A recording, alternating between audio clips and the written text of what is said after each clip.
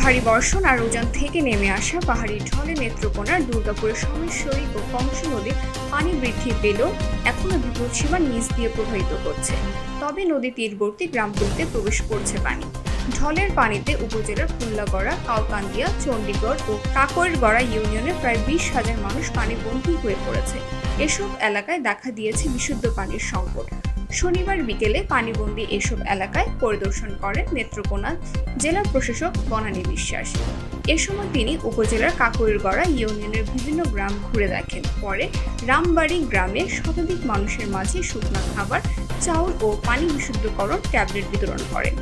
এ সময় উপস্থিত ছিলেন অতিরিক্ত জেলা প্রশাসক সার্বিক রাফিকুজ্জামান, ভারপ্রাপ্ত উপজেলা নির্বাহী অফিসার মোহাম্মদ মোস্তাফিজুর রহমান, উপজেলা প্রকল্প বাস্তবায়ন কর্মকর্তা মোহাম্মদ জহুরুল ইসলাম, দুর্গাপুর থানার OC Mohammad Saiful Islam, press club সাধারণ সম্পাদক মোহাম্মদ জামাল তালুকদার প্রমুখ।